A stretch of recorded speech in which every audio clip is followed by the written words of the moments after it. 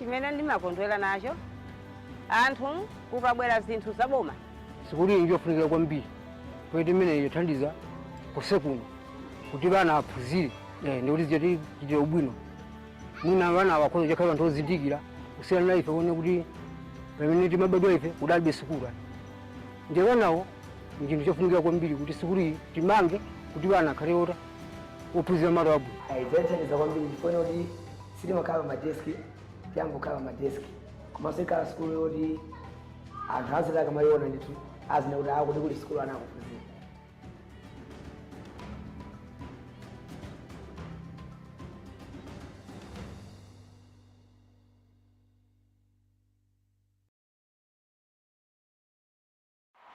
The win wasn't made here, or here, or here.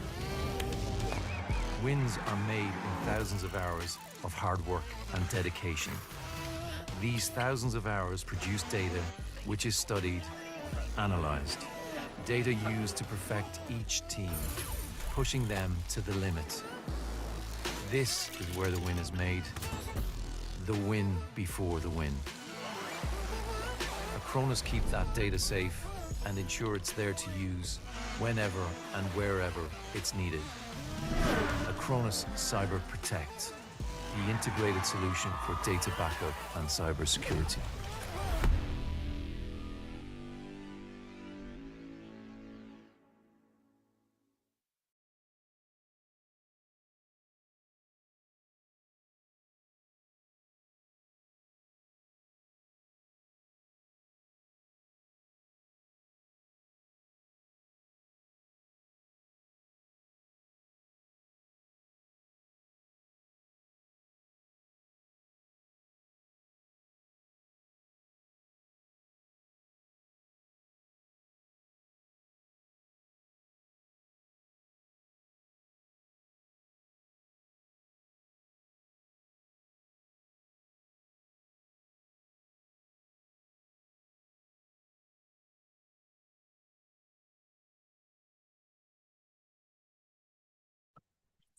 Hello, everybody. Thank you for joining us today. We're trying this new format of live broadcast on different platforms. This is something new, and today is a perfect day because I lost my voice today, as you can probably hear it, but we'll see how it goes, right? So my name is Gaidar. I'm a president at Acronis, and today I will be talking to Candid Wuest, our security supreme guru, whatever we call him sometimes. So Candid, do you want to tell us anything about you? Yeah, thanks for having me. Excited about the new format. So looking forward to talk about all the different things about cybersecurity, right? And probably also more important, how to stay protected. Because yeah, I've been doing that for over 25 years, see my fair share. And unfortunately, people still fall for simple phishing emails up to AI. I mean, we've seen so many different things. So yeah, looking forward to talk about it. Okay, Candid, that's good. I think we'll have fun today. At least I hope so. And I guess we're not limited by time, only by the ability of ours to bore our listeners. So let's just jump right into it. So probably everybody's talking about AI now. I don't know anyone who would say that we don't know what AI is. Everybody can expect that AI is used everywhere. And we know that bad guys are using AI, good guys are using AI. So it's kind of a war of AI versus AI. So is it the judgment day for us, right? The machines are revolting. So Candid, what do you think about it? What AI is bringing to security world? Yeah, I mean, you say it correctly. ChatGPT has been out now for over a year, and we're still here. So the sky hasn't fallen. Although I know quite a few people who still say please to ChatGPT just to be on the safe side if there will be the machine uprising. And you never know. But joke aside, yeah, we're luckily not there yet with the Terminator ransomware. That kind of has its objective and kind of autonomously finds new ways. But we have seen that attackers using AI to do nefarious things, right? So classical one are phishing emails, because you can just write new phishing emails, modify it, and write it in different languages. So that definitely kind of increased the volume and also a little bit of the sophistication, because now they can add, of course, personalization. They can even follow up on a few automatically. So definitely increases their speed. The second part we saw was using AI to generate some scripts to help them, because they want to be efficient as well. They try to optimize their attacks, and probably so should you, right? Not on the attacks, but on the defense side. And this is definitely something that we see more and more. And yes, of course, OpenAI and all the other platforms, they are adding filters on those large language models, right? So you cannot ask on how to make drugs, how to make bombs, and also not how to make malware. But unfortunately, it is actually still possible, because you can bypass those filters with prompt injection, or you just use your own large language model.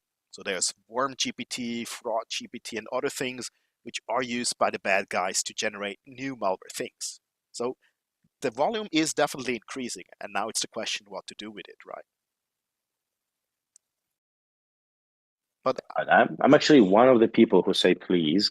I'm very polite when I'm talking to ChatGPT, because eventually it learns from us, right? Whatever we tell them, that's how they're going to respond to us. So I would prefer them to be polite to us as well. You made some good points about using AI everywhere. But when you think about just their IT professional thinking now how they're going to employ AI to help them, or how they're going to employ AI to make security work for them better, more efficiently, more effectively, what would be your advice on how do they approach that? yeah, it's a good point. And we probably should raise that it's not that it's new that cybersecurity and cyber protection is using AI to protect against those threats, right? At Acronis, we have been using AI for over a decade.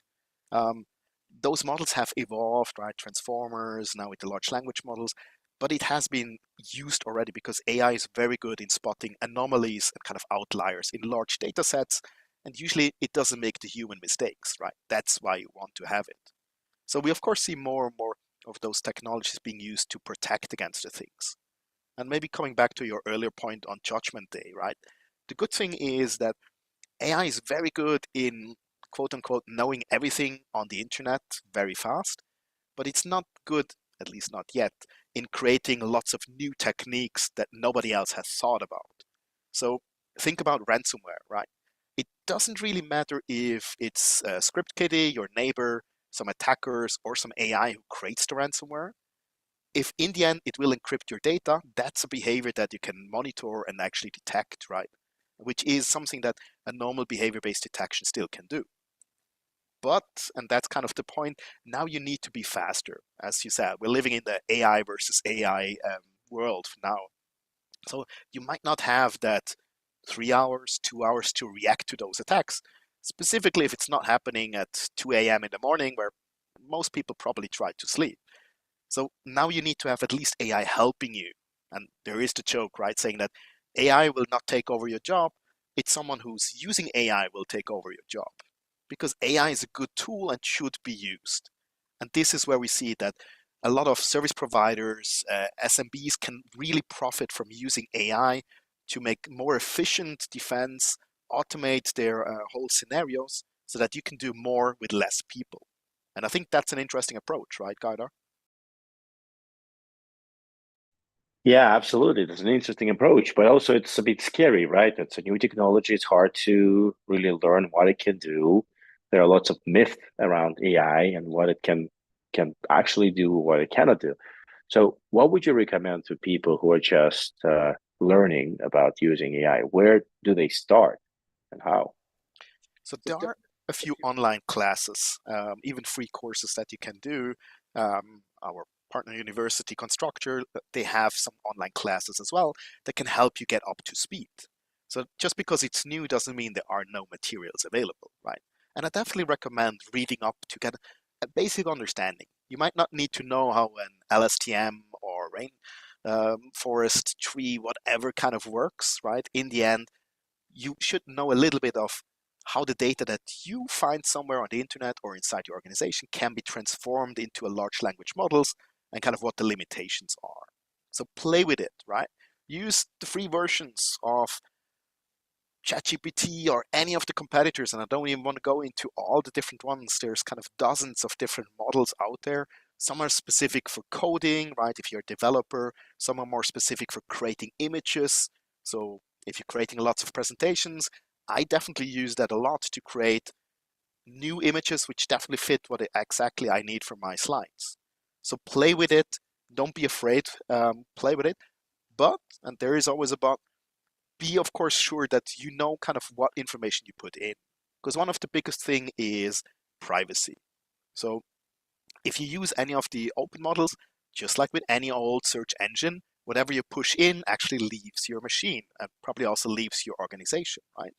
Which you might not really, let's say, bother too much if it is just about create me a nice image of two players of a check game, right?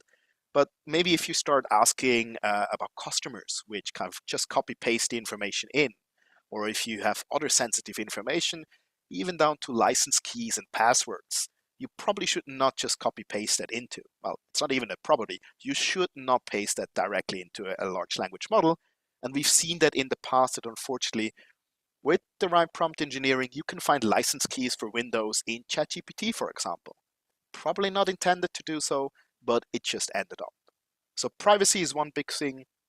The next thing I would say is if you're using it in production, make sure that you know kind of the, let's say, plan B. What's the availability, right? Because A, you need to be connected in most cases. Even if you have your own model in-house, that means you still need to be connected. So what happens if there is no network connectivity? You're on the airplane. Will your application still work? Will the user experience be good or not? And of course, the second part is, yes, how long do you wait for a kind of a response? Because yes, people like to have a nice response, but they also like to have a fast response. So make sure that you kind of have all those edge cases inside your application. And maybe the third one kind of reminds me at the old days, well, not so old, but dating myself there on cloud, right? When cloud got first introduced, we got the lock-in syndrome again. So now if you use your own AI for, let's say, if you're a larger company in-house and you go with Azure AI or any of those others, and bear with me, as I said, there are many other vendors, so I'm not favoriting any particular, but once you build your model, you might kind of retrain it, refine it. You might build a vector database with your own knowledge base and everything included. Now the question is, what happens if they suddenly say, hey, we want to charge you twice as much beginning next month? How fast can you actually switch? Will you be able to switch? Will you go back? I don't say it's going to happen, but those should be the things that you should consider before you set all your money into that one bucket. At least that's my opinion.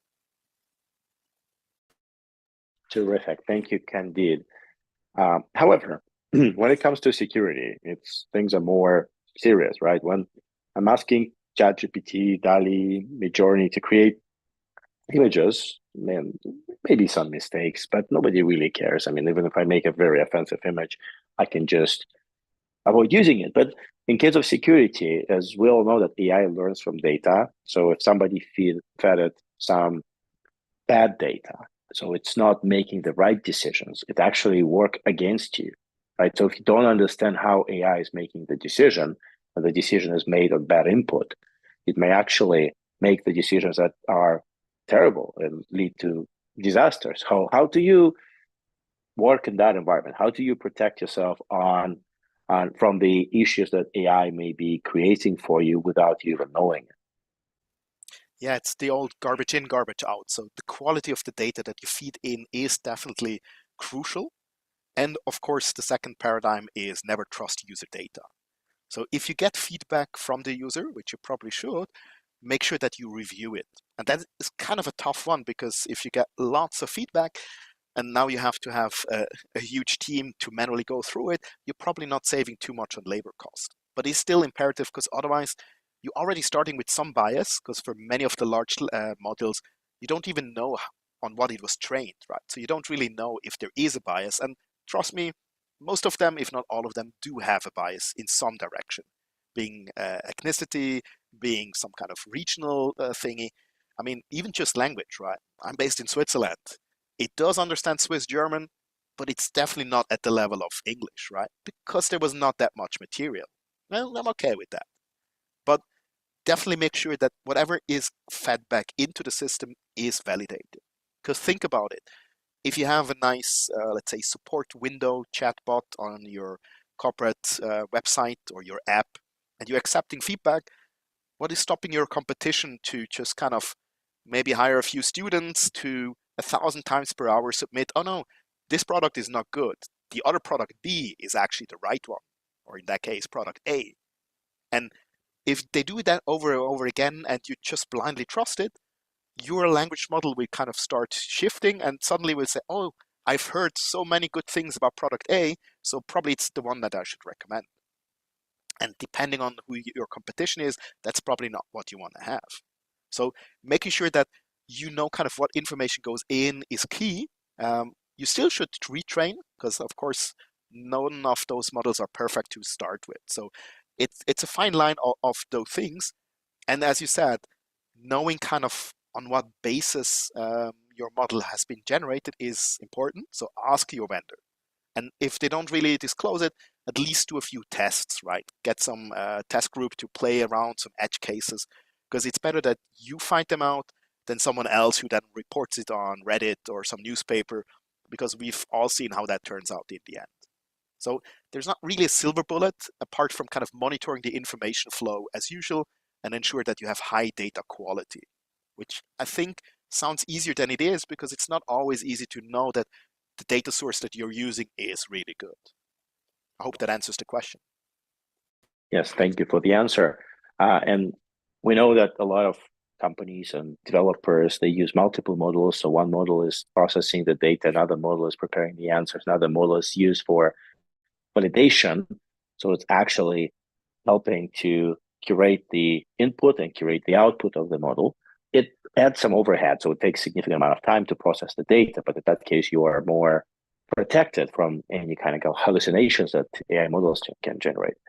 But going back to the topic of security, so if there is a threat or there's some attack going on in your system and you using AI tools to filter out the events or analyze the current situation, what's happening on a particular machine that may be infected or maybe not. So you rely on AI to assist you, but it's still a human making the decision, right? And human have to spend some time thinking about it. So in the modern world, when AI is used to attack, isn't it that just we don't have enough reaction speed to respond to those attacks? There should be a combination, kind of a hybrid approach. Exactly for the speed, you want to have the AI to do kind of the first strike or more first defense. So that could be, if there is an attack, it will isolate the machine, right? Because, I mean, let's face it, it's not really just finding the needle in the haystack, it's finding the needle in the stack of needles. Because there are so many attacks with the 300,000 new malware samples created every given day, and a few will come your way. So we'll have a few, but maybe you don't care too much about the Trojan that tries to steal the World of Warcraft password, because maybe that's no longer available, but you're more afraid of the ransomware that tries to steal all the data and encrypt your data. So there needs to be a prioritization, and depending on, let's say, severity of the incident, the AI can say, oh, this one on that machine, I'm going to isolate. It can also be time-based, right? You can say, hey, I haven't seen any reaction within the first 5 minutes from any admin, so maybe he's off to get a coffee or watching any online streaming service. So I'm going to stop it. I'm going to stop the bleeding, make sure that no data can leave the company, isolate it so it's not doing lateral movement, jumping to other machines. But I'm not really going to start restoring the backup automatically because I don't know, maybe it was a false positive, right? And you don't really want to lose 24 hours off the work by just restoring over that machine. So that's where you get the prioritization through AI and kind of the first stopping the bleeding. But then you have the human, which can do the kind of the decision. And of course, we all know it's getting harder and harder to find the right experts. I mean, there are not that many to begin with. It's kind of the gaps, right, in skills, but also finding them and keeping them is not always easy. So you can use AI as an expert in a box. So the human can then ask, hey, what should be the first remediation? Do you think it's a false positive? Well, I mean, smarter systems, you don't even need to ask, right? The AI will say, hey, I think it is a false positive. You should just block the application. Or, hey, it definitely looks like a real case. You should restore that. you should add it to your block list and go from there. So use it to make, let's say, your entry-level analysts the experts in it, so you can actually do a lot more without needing to get higher educated experts. And that's kind of the hybrid role that we see that is definitely needed. And of course, that kind of goes into, you need to have the whole visibility across your infrastructure. We're long past where you just have, let's say, the visibility of one machine, one endpoint, and then you have 10 security solutions not combined, right? And you need to jump from one console to another to say, oh, did they come in by email? Did they, well, do I have a backup that I can restore? All those informations. Those need to be combined together, kind of in a holistic view, so to speak. And of course, then fed into the AI so that AI knows all about this and provides the analyst with, hey, those are your options. I would recommend A because of this. And then the analyst can still say, oh, but that's my Active Directory server. Or, hey, no, that's a really critical one because they're doing a podcast at the moment. So maybe don't restore that machine at the moment. So I think that's important to have that visibility and also the, let's say, response capability across your infrastructure to save you time. Because in the end, that's what we want to do with AI, right? I mean, I know it's funny that AI is now creating music and arts. I thought I'm be the one creating music and arts and AI is working for me. So maybe you should still switch that on the other way around. Yeah, sometimes it seems scary that AI is doing so many things and we kind of becoming lazier and lazier. Like at some point we forgot how to remember things because we can Google it. And now we'll forget how to do things because AI will do it for us. So it's going to be fun. But kind of wrapping up on this topic of AI and cybersecurity. So you mentioned that the combination between a human being and AI is the best. But what about the real-time scenarios? Like when you have an oil platform in the deep sea or a manufacturing line, and there's something going on, and we just cannot afford even a minute of downtime. So we're trying to avoid delays that are based on human reaction speed. And we want to do it faster and faster and faster. It doesn't mean that if we will keep implementing AI to making those quick decisions, those false positives will be more and more expensive, more and more dangerous for us. Absolutely. False positive, so detecting something which is benign and legitimate can really, well, bring down your organization like a ransomware attack that happens as well. Because basically, if you delete something which is crucial for all the system, they will go down. And I fully agree with you. In some scenarios like manufacturing or healthcare, you cannot really afford them to go down for 5 minutes. So there are some scenarios where you should have AI do all the kind of the blocking. And of course, it also is kind of the shift left approach. So you should try and block it as early as possible. If you can prevent the email with the phishing link or the malicious attachment to come in to the inbox of the user, that's a lot better than if you have to, at the last mile, kind of look for the behavior and see if it's actually encrypting something. So the earlier you can block it, the less you have to clean up and the less is the impact. But yes, for some instances, you will have AI, and it is already possible to do it. And I say probably with some guidance that has been predefined where you exactly say, well, this system should never be shut down, but any process on it can be restarted, can be, I don't know, failed over to another system, right? Thinking of kind of aviation where you have a redundancy. So maybe you can switch over to another one where you restore the first one. Stuff like this is definitely something that you can teach the AI, and AI can then use it to ensure that the system is not going down, but any anomalies, which could even be non-cyber attacks, right? It could just be something has flooded, or maybe it's overheating and your hardware is failing. That still happens, right? So those things are things that you can plan for, and then AI can make the right decision with this right information, and probably should. Yeah, it's a terrific answer. But then let's think about the way we can make sure that we have the complete protection. So AI is great. AI is helping us to be faster, be more efficient, be more effective.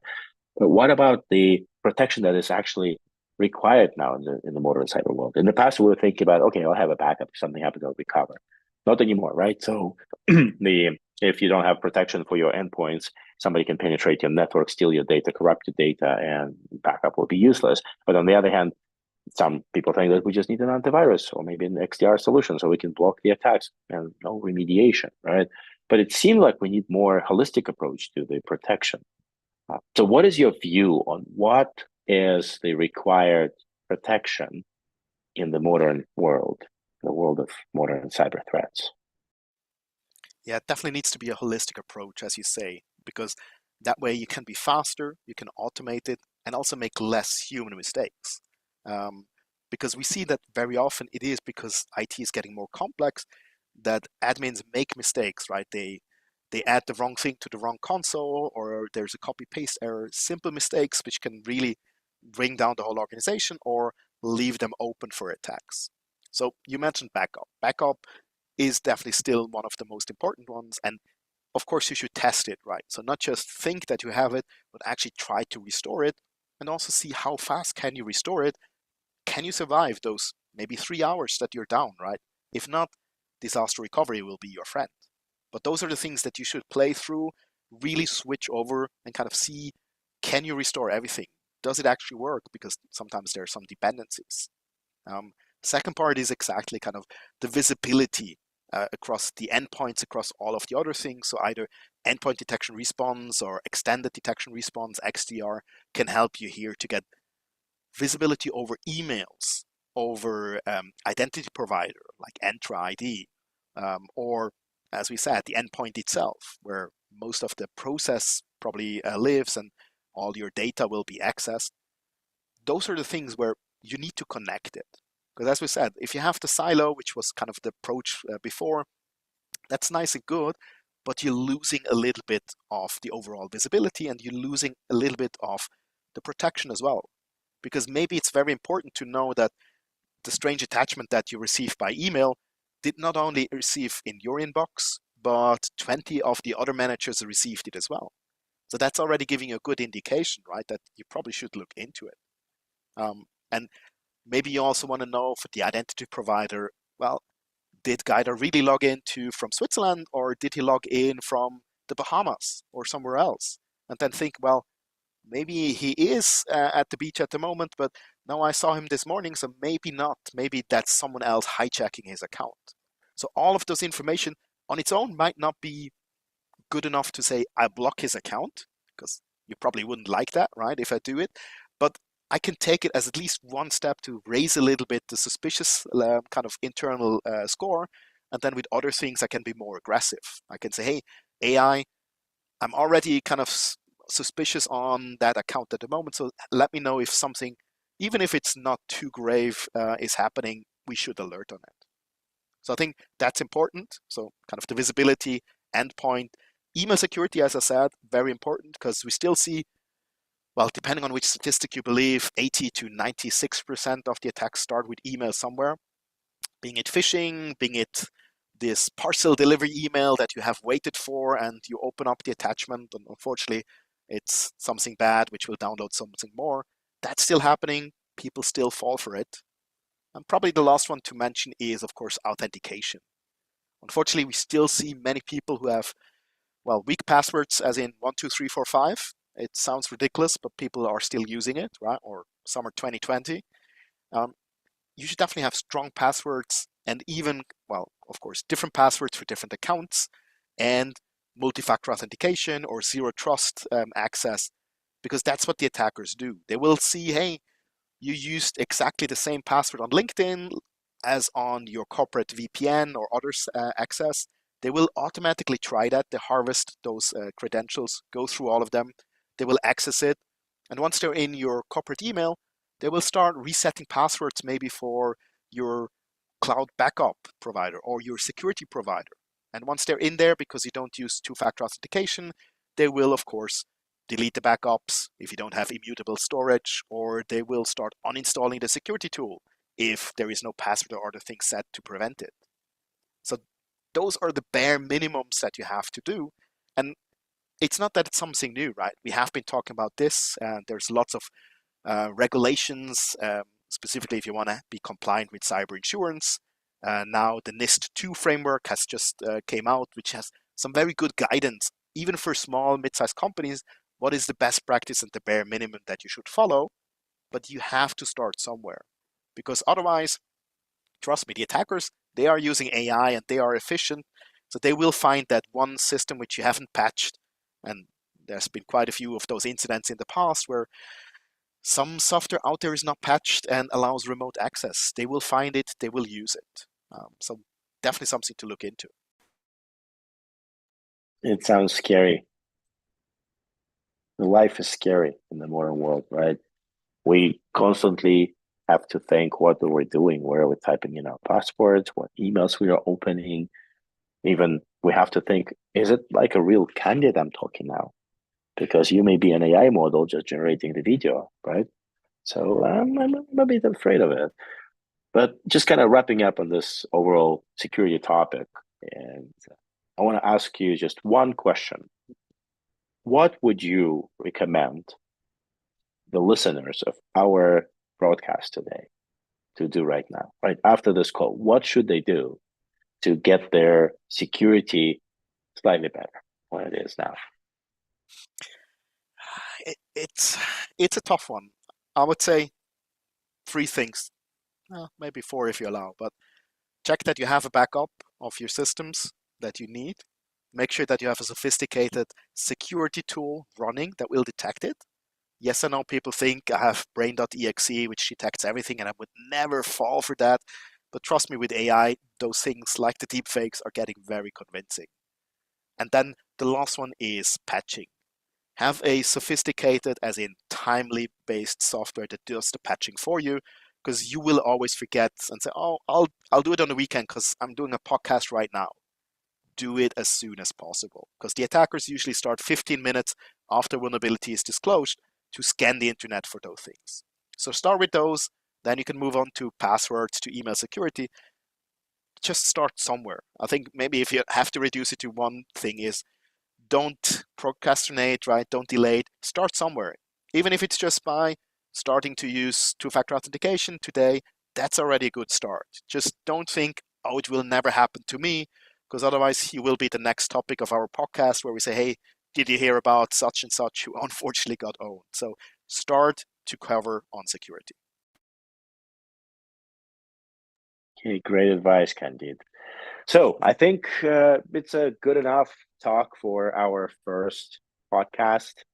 So we tried it for the first time. I hope our viewers liked it. So please share your comments, send us your feedback. And if you want to see more of content like this, we'll be happy to talk more about different things.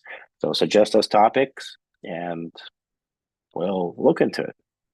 So I think with that, thank you, everybody. Have a good rest of the day and see you next time. Thanks for having me. And of course, if you want to try out the Acronis product, there are free trials available on acronis.com. So hint, hint, maybe now that's the time to do. So thanks. See you next time.